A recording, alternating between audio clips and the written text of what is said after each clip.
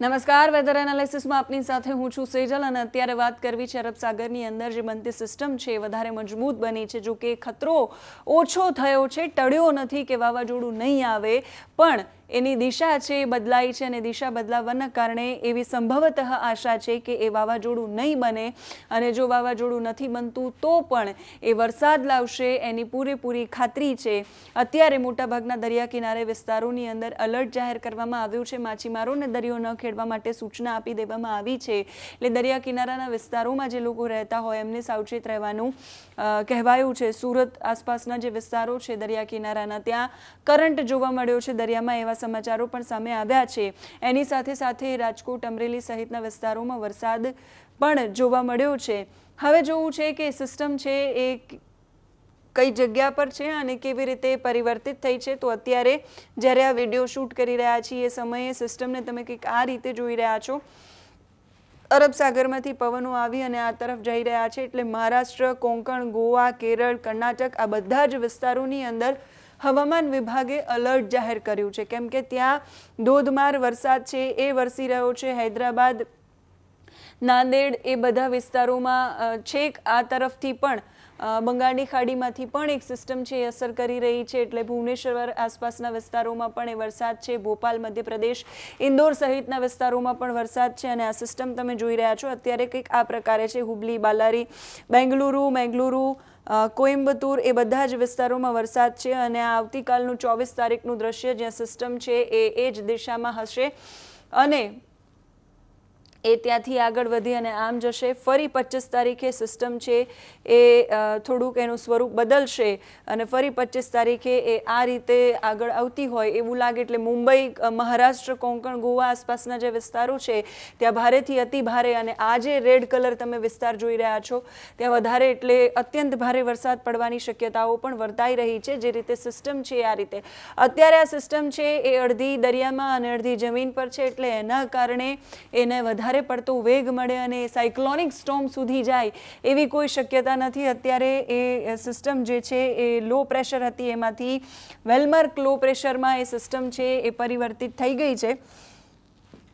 Well-marked લો પ્રેશરમાં એ પરિવર્તિત થઈ છે. ત્યાર પછી બની શકે કે ડિપ્રેશનમાં પરિવર્તિત થાય, ત્યાર પછી એવું પણ બની શકે કે ડીપ ડિપ્રેશનમાં પરિવર્તિત થાય, પણ સાયક્લોનિક સ્ટોર્મમાં એ પરિવર્તિત થાય એવી શક્યતાઓ અત્યારે સંભવતઃ નથી લાગી રહી એવું હવામાન વિભાગ અને હવામાન નિષ્ણાંતો પણ કહી રહ્યા છે. આપણે રોજ વેધરને લઈને વાત કરી રહ્યા છીએ એટલે એની અપડેટ્સ તમારા સુધી પહોંચાડતા રહીશું. પણ અત્યારે એ વેલમાર્ક લો પ્રેશર સિસ્ટમમાં પરિવર્તિત થઈ છે. એનો અર્થ એવો થયો કે વરસાદ છે એ જેટલા પણ વિસ્તારોને એના પવનો અસર કરશે એ વિસ્તારોમાં વરસાદ ચોક્કસથી આવવાનો છે. એટલે ગુજરાતમાં પણ મોટા પાયે એ વિસ્તારોની અંદર વરસાદ આવવાનો છે. સિસ્ટમ પોતાનું સ્વરૂપ છે એ બદલતી રહેશે અને એ જેમ બદલતી રહેશે એમ એનું સ્વરૂપ બદલાતું રહેશે, એમ વાતાવરણમાં પણ પરિવર્તનો આવતા રહેશે.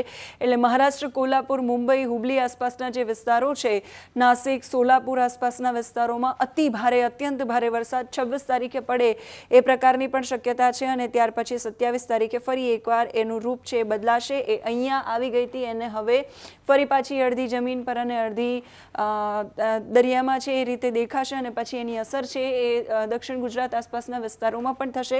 એ જોઈ લઈએ કે વિંડીમાં આજના દિવસે શું કહી રહ્યું છે. આજના દિવસે વરસાદ છે એ વિંડીમાં બતાવી રહ્યા છે.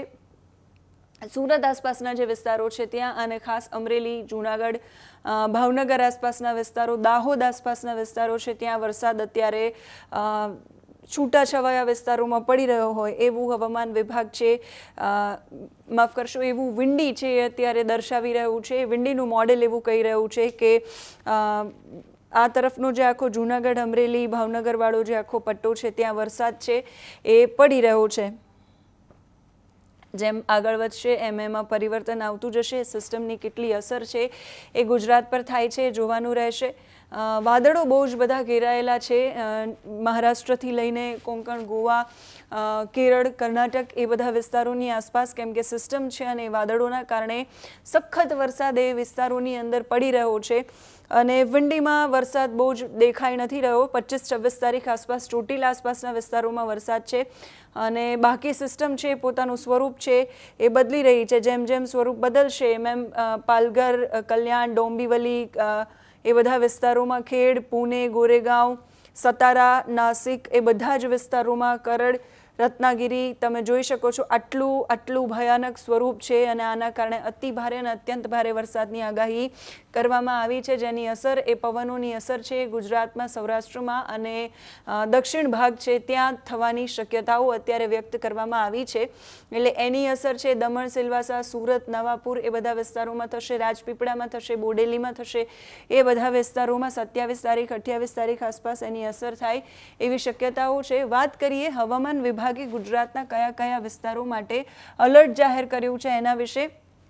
સિસ્ટમ છે એને થોડીક દિશા બદલી છે, એટલે જો ઉત્તર તરફ ઉપરની તરફ આવે છે તો એની અસર છે એ મોટા પ્રમાણમાં થશે. સાયક્લોનિક સ્ટોર્મ એટલે કે જેને આપણે વાવાઝોડું કહીએ છીએ એ બનવાની શક્યતાઓ ઓછી છે. અને આ 23 તારીખની હવામાન વિભાગની ઓફિશિયલ પ્રેસ નોટ, જેમાં માછીમારોને દરિયો ન ખેડવા માટે સૂચના આપવામાં આવી છે અને 40 થી 50 કિલોમીટર કરતાં વધીને એના કરતાં વધારે ઝડપે પવન ફૂંકાય એ પ્રકારની શક્યતાઓ છે. અને હવામાન વિભાગનું આ 23 તારીખનું આજના દિવસ માટેનું એલર્ટ ભરૂચ, નર્મદા, સુરત, તાપી, નવસારી, ડાંગ અને વલસાડ માટે છે કે જ્યાં ભારે વરસાદ પડવાની શક્યતા છે, ગાજવીજ સાથે ભારે વરસાદ પડે એવી શક્યતા.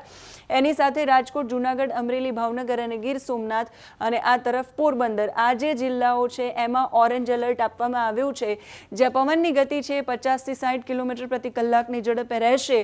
બાકીના જે બધા વિસ્તારો છે, આ તરફ કચ્છ છે, સૌરાષ્ટ્રનું દેવભૂમિ, દ્વારકા, જામનગર, મોરબી, સુરેન્દ્રનગર, બોટાદ છે, આ તરફ બનાસકાંઠા, પાટણ, મહેસાણા, અમદાવાદ, સાબરકાંઠા, ગાંધીનગર અને છેક વડોદરા, છોટાઉદેપુર સુધી, એટલે આ આખો જે પટ્ટો છે એમાં 50 થી 60 કિલોમીટર પ્રતિ કલાકની ઝડપે પવન ફૂંકાશે, પણ ત્યાં હળવાથી મધ્યમ વરસાદની આગાહી કરવામાં આવી છે. આ 24 તારીખનું મેપ એટલે આવતીકાલ માટેનું અનુમાન હવામાન વિભાગનું, જેમાં સૌરાષ્ટ્રમાં 3 જિલ્લાઓ માટે ઓરેન્જ એલર્ટ આપવામાં આવ્યું છે, એટલે ત્યાં સાવચેત રહેવાનું છે. એમાં ગીર સોમનાથ છે, અમરેલી છે અને ભાવનગર છે. દક્ષિણ ગુજરાતમાં સુરત, તાપી, ડાંગ, નવસારી અને વલસાડ છે.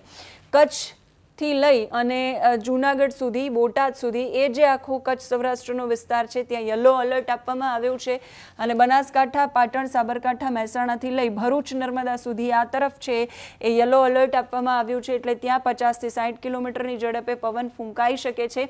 પછીના દિવસો માટે એટલે 25 તારીખથી લઈ અને પછીના દિવસો માટે કોઈ જ પ્રકારનું ઓરેન્જ રેડ એલર્ટ પહેલાં પણ નહોતું અપાયું અને રેડ એલર્ટ અત્યારે પણ નથી અપાયું. ઓરેન્જ એલર્ટ હતું જે આવતીકાલ માટે છે. પરમ દિવસથી સ્થિતિ સામાન્ય થાય એવા અણસાર આવી રહ્યા છે, કેમ કે હવામાન વિભાગે ઓરેન્જ એલર્ટનું અનુમાન નથી કર્યું. સમગ્ર ગુજરાતમાં 40 થી 50 કિલોમીટરની ઝડપે પવન ફૂંકાય એવી શક્યતા છે અને બાકી બધા વિસ્તારોમાં હળવોથી મધ્યમ વરસાદ પડે એવી શક્યતા છે. એની સાથે સાથે 26 તારીખ માટે પણ એ જ પ્રકારની આગાહી અને 27 તારીખ માટે પણ હવામાન વિભાગની એ જ આગાહી છે. સિસ્ટમે અત્યારે થોડુંક પોતાનું સ્વરૂપ બદલ્યું છે, જેના કારણે આ પરિસ્થિતિ છે સર્જાઈ છે. એટલે એ સારી પરિસ્થિતિ છે કે હવે એ ખતરો ઓછો છે કે વાવાઝોડું છે એ આવશે નહીં અથવા તો આવી શકે. સંભાવનાઓ એવી છે કે વાવાઝોડું નહીં બને, પણ એ લો પ્રેશર, એ વેલમાર્ક લો પ્રેશર કે ડિપ્રેશન કે ડીપ ડિપ્રેશન બને છે તો પણ ગુજરાતના અમુક જિલ્લાઓ છે એવા જે દરિયા કિનારાની આસપાસ અને જે સિસ્ટમની નજીકના છે ત્યાં વરસાદ આવવાની શક્યતાઓ વધારે પ્રમાણમાં રહેલી છે.